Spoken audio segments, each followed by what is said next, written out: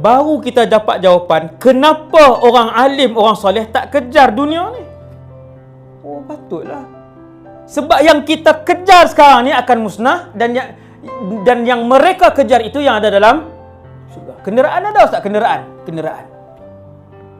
Tuan-tuan dengarlah ceramah tentang syurga. Tuan-tuan akan tengok, tuan-tuan akan tahu bahawa bagaimana kehidupan di syurga tu. Buah-buahan, kenderaan, burung, ikan.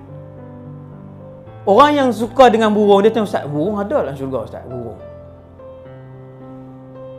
Orang yang gila tangkap gambar ni, dia tanya apa? Ustaz, kamera ada dalam syurga, kamera. Dia tanya tak?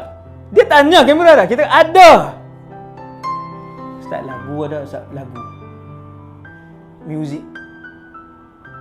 Ibn Abbas jawab, umat Nabi Muhammad yang paling alim tentang tafsir Quran namanya Ibn Abbas. Ibn Abbas jawab, dia kata dalam syurga esok, bila kita rehat-rehat di rumah masing-masing apa semua, teringat lagu Cindai ke.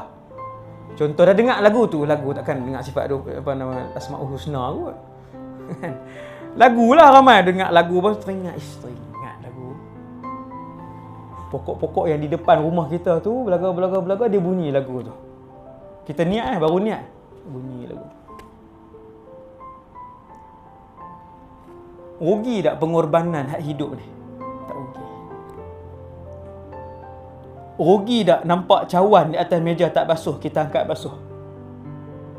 Tak rugi. Orang yang celak akhirat, dia takkan nampak rugi untuk buat benda-benda baik ni.